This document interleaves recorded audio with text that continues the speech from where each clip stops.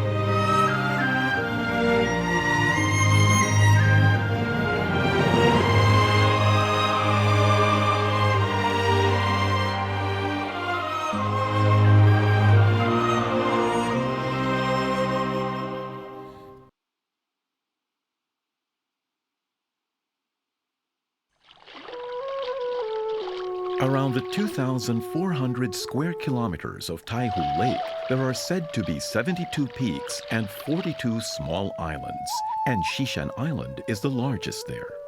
Mingyuan village lies at the southern end of the island and has only around 100 families.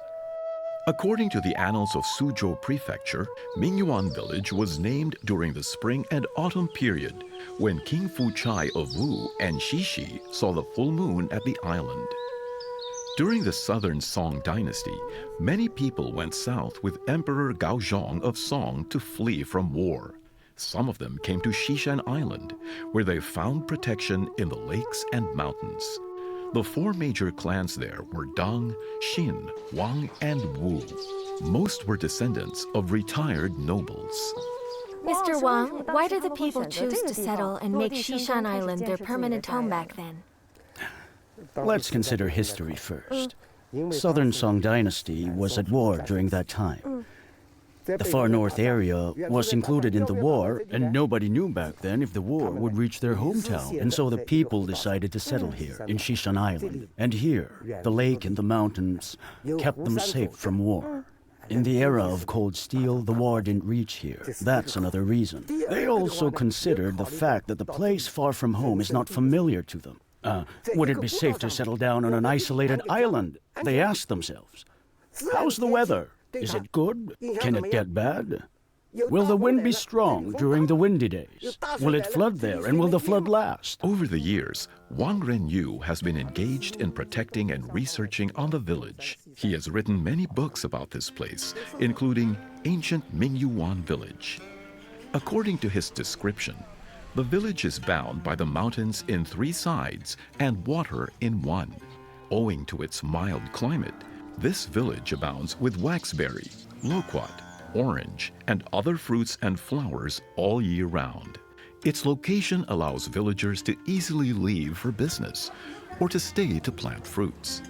Here, the residents have enjoyed peace for thousands of years, despite being geographically isolated. Their desire for peace, friendship between families, and the union of nature and man has been told from generation to generation. Of the four major clans, whose ancestral hall is this? It's the Wang's hall. The Wang family. The Wang family own this hall. What's the use of this ancestral temple? The writings on the arches of this hall are about respect for their ancestors and living in harmony as well. Generally speaking, the memorial tablets of all our ancestors from every age are placed on the wall in the temple in the hall, and we pay respect to them by means of rituals and very old traditions. With this kind of method, we are all able to reach our family goal of making the clan live in harmony. We have a couplet that teaches people how to become human. The first line says to calm down and be reasonable. The second line says to stick to the virtue for full moral integrity. It simply means that you can only do things reasonably only after you are calm and kind. And you will be able to behave well. Yes, you won't be able to do certain kinds of things unless you are calm and nice. So Yong-ming has been engaged in protection of ancient villages and research on local chronicles. He has published books and articles about the harmonization culture of Mingyuan. As far as he's concerned, the village has taken harmonious relationship among the people as the basic measure of value to regulate villagers ever since it was established. As Mencius said, time isn't as important as the land, but the land isn't as important as unity. The ancestors of the village have put harmony amongst the people above everything. The ancient village is situated in the remote mountains, but the villagers are self-sufficient. There are flowers and fruits in every season. And it is adjacent to Taihu Lake, which abounds in marine life. People who live here have been happy and content since ancient times. It seems like a retreat away from the world. Still, there were times when conflict arose among the villagers. Faced with disputes and quarrels, the ancestors of the village learned to resolve conflicts through their wisdom and knowledge. Many years ago, there was a custom practiced by the villagers that's known as taking a tea talk. And it's when a dispute or a conflict came up between the villagers because it took time and a lot of money to go to the authorities for litigation. So they resolved their own conflicts all by themselves by taking tea. It's the tea talk. To be specific, if there's a dispute that's happening between you and me, we will opt to invite some venerable elders who live within or across our village, who are both impartial and fair, and whom we both trust, to resolve it. And then we will find some suitable person within the village who can judge between what is right and what is wrong, over a cup of tea. You can explain your reasons, and I explain mine, and then the elders will discuss the matter in public, and then mediate and decide which of us is being reasonable. Neighborhood disputes and marital disharmony are common in the daily lives of the people. The government was situated in Suzhou and was located hundreds of miles away, so getting there caused great stress to the people. Stress leads to quarrels and disharmony. In contrast, at the tea house, people could relax and chat over a cup of tea, and it was a good place for them to make judgments and concessions and settle disputes. In this way, this so-called tea talk has evolved into a local custom that has been carried on by the villagers. Public opinions tend to prevail over court verdicts. Constrained by family elders and public opinion, most disputes are satisfactorily settled. Let's suppose that the negotiation, well, just in case, the mediation has been successful. We will shake each other's hands, drink and enjoy our tea together in peace. Pour the green tea and then the black tea into one cup. That means we have reconciled. We mix two kinds of tea together and drink it together. It indicates the success of the tea talk. I regard the beautiful tradition of tea talk as somewhat a continuation of the Confucian etiquette in ancient China. It has extended to become a folk custom. The tradition of tea talk once kept this ancient village free from criminal cases for hundreds of years. Today, the old tea houses have stepped off the historical stage, and the tradition of tea talk has long disappeared. Villagers now resolve disputes in a more intimate way. My nieces and nephews love to call me old uncle. And there's a very special reason why they prefer to call me that. And so other people love to call me that as well. It's great. My nieces, nephews, and other people are used to calling me old uncle. So they are just following the trend that they learned from your nieces and nephews. In Mingyuan village, Wu Jianming always prefers to be called old uncle. At 77, he clearly knows the village, its traditions, and its ways. As an elder of the Wu family, the respectable Wu Jianming is often invited to be a mediator between the villagers. The house was very dilapidated, and so we called our relatives. They live in Shanghai, the brother of grandfather and his uncle, and we asked them to repair the house or else it will collapse. The ancient Lihe Hall that we see is the old house of Wu Huishang. It was built in the 48th year of Emperor Qianlong. It covers an area of 450 square meters. Before 2005, this house looked completely different. Worn down after years without repair, it nearly collapsed. When the family divided their property, Wu Weishang's brother inherited part of it. But he lived in Shanghai and wasn't willing to pay for its repair. Because of that, the brothers argued as to how to repair the house. Tell us how you mediated so that they could resolve their conflict about the repair of the house. I told both of them that they were the successors of the many ancestors of the house. They should be kind to the heritage of the previous generations. They should never destroy the legacy that was left by their ancestors for the generations to come, for the successors and the families. That is really disreputable. They agreed and considered having the house repaired to prove themselves better, and that is good. Luckily, they had a chance to have it repaired. After Old Uncle having mediated and the government having said it would protect ancient buildings, the brothers turned over their property rights to the government so it would repair the old house. The house has now been repaired, and it looks almost new.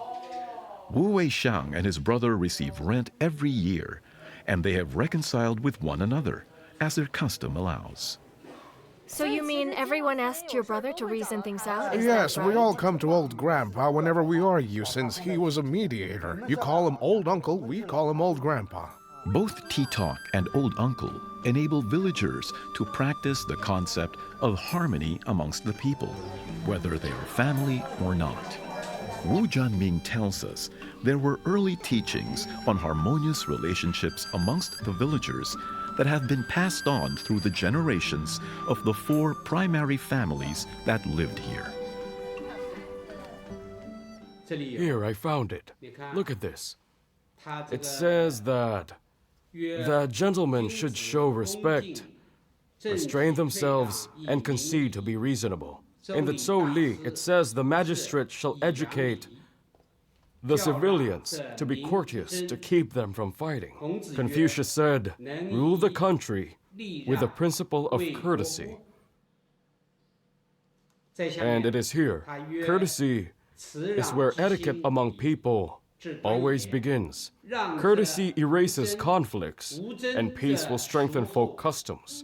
These scriptures are the customs as well as the injunctions of the Wu family. Teaching its people to be gentle and polite. Yes, that's exactly it. Mildness, kindness, respect, modesty, and courtesy.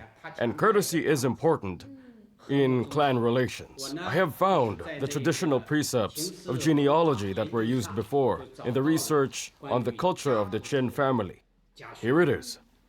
In here we can clearly see the 8 disciplines, or the genealogical precepts. It's a list of family values. The first is to urge filial piety.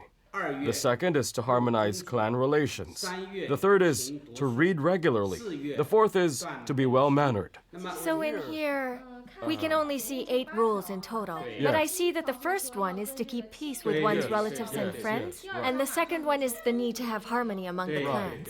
So the greatest attention has always been paid to the harmony among the clans. Yes, that's exactly it. Harmony is peace among all, and peace leads to success.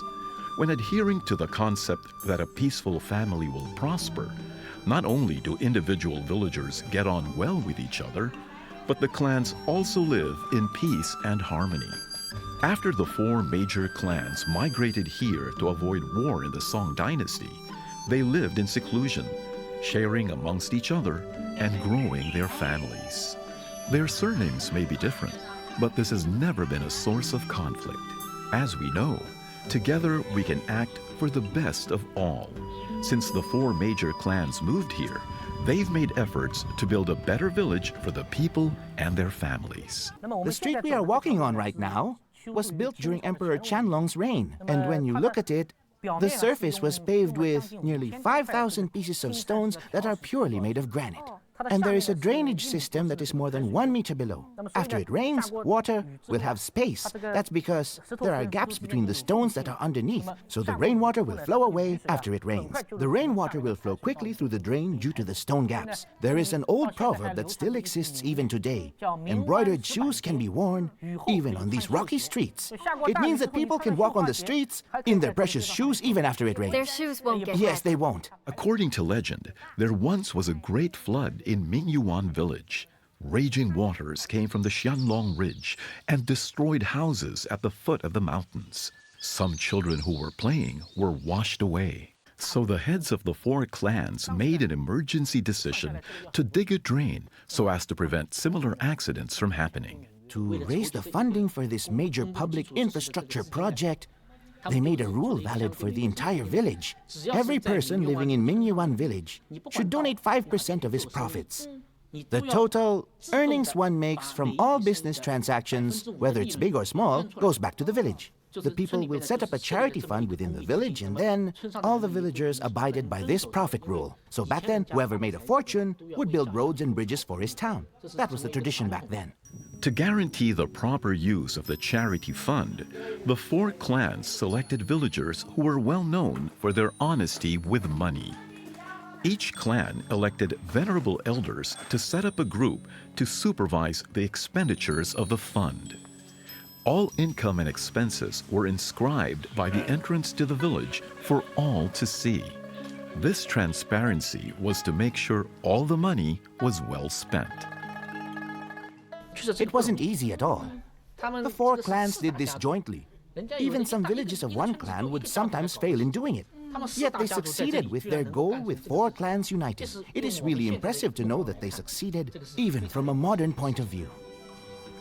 At the entrance to the village, an ancient wharf can still be found. Until the 1990s, the wharf was the most important waterway to access the outside world, even before the Great Taihu Lake Bridge was opened. Built in the 21st year of Emperor Qianlong's reign in the Qing dynasty, the wharf was made of 258 pieces of granite. It is a testimony to the harmony and loyalty of the 4 clans that funded the wharf and the stone path next to it. Even up to now, there still exists a tradition across the whole of Xishan Island that if someone holds a funeral for his family, then every household in there must send one person to watch after him during the whole night. Yes, it's a tradition not only in Mingyuan, but also in the entire Xishan Island. Traditions are like The this. tradition has been handed down through generations. It is believed that the birth and death of a family member are not only about them, but are the concerns of all. So every household must send one member. If any household refuses, nobody will help them if they find themselves in any trouble in the future. And so, the culture of courtesy practiced in China has enabled younger ones to realize and know the lessons on how all of their ancestors taught them how to live in harmony. And that's a good thing. The social practices of mingling with your elders and children as you would with others, and loving other elders and children in the same way you love yours, has brought great fortune to the 4 clans in Mingyuan village. The ancient village allows you to feel the grace of the buildings. Appreciate the elegance of Taihu Lake.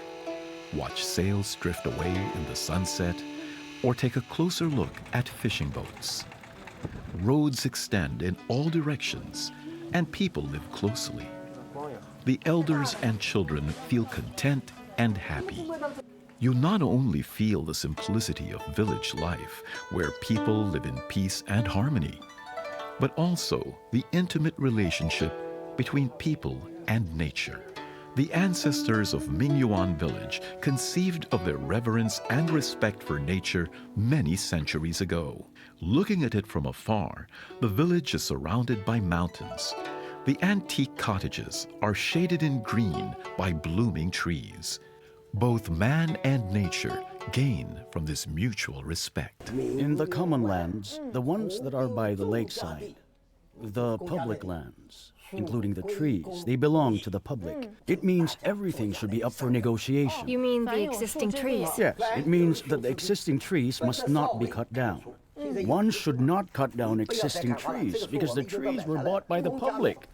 So people cannot plant trees in private back then. There were lands without trees, and no tree can be planted privately. This is a land where only the public could decide to plant. That's the way they have negotiated to protect the trees from generation to generation. This written law, made many years ago, led to the flourishing forest that the people enjoy.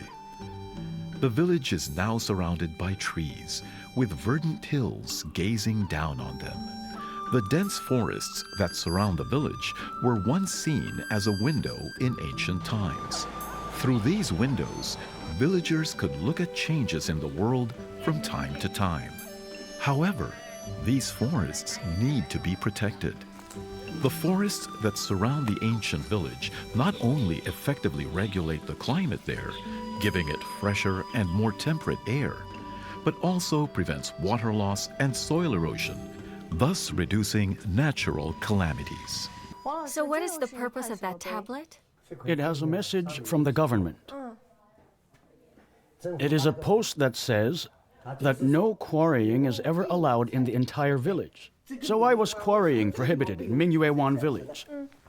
Let's see what's written. Tombs were stacked up here. It means that the people's house is made up of many layers of tombs. Mountain fruits come from the forests, and they are how people make a living. So everyone's life will be affected if people would start to quarry, as well as people's survival and the local ecology. The no quarrying tablet was put up in Emperor Shanlong's rule, and it explains the reasons why quarrying is prohibited.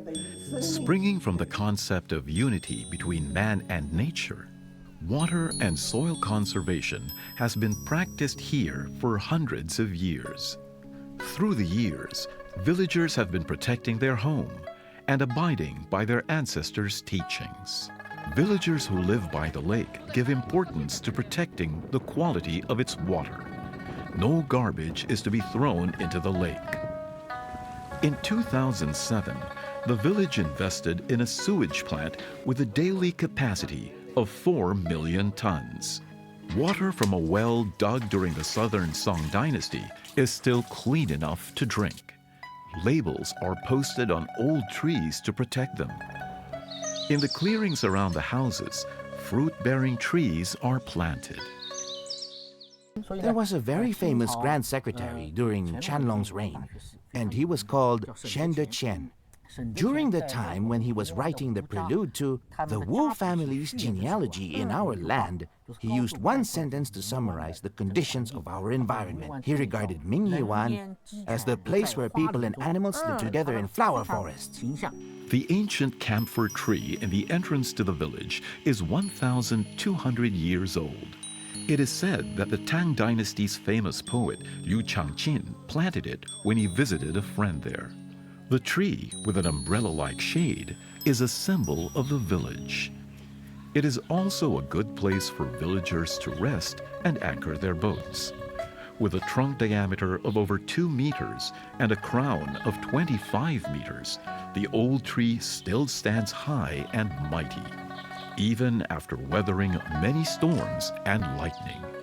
The villagers have always cared about the old tree. In fact, many have almost died trying to protect it. When I was 8 years old, all the trees were cut down by bandits, and they wanted to cut this one. So all the villagers begged them not to cut down this very old tree. But what could we do when they asked for money? Those bandits kidnapped me and took me to Zhejiang as a hostage. I was kept hostage for 36 days. 82-year-old Huang Linfang still feels outrage whenever he recalls his experience as a hostage.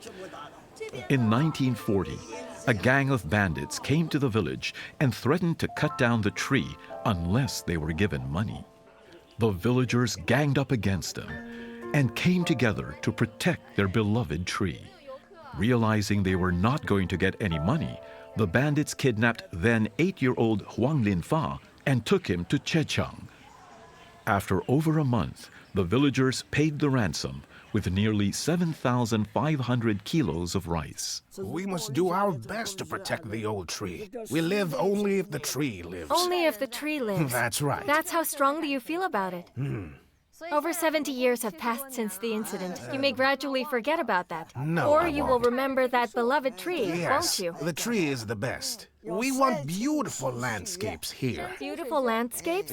We've been taught to make beautiful landscapes in our land by our ancestors. There is a deep cut at the root of the old tree. It is a mark that speaks again of the villagers' love for the tree. In 1939, Japanese invaders fled to Shishan Island and cut many trees for their reserves. The notorious bandit Qin Panshi brought his men here to cut down the old tree. Hearing the news, all the villagers gathered under the tree to protect it by whatever means they knew. The bandits who started to chop down the tree were frightened by the villagers who came to protect it. The bandits abandoned their plan in disgrace, but the mark their saw made still remains. Remember the history of our village and how the ancestors fought for it and its safety. And protect the tree at all costs.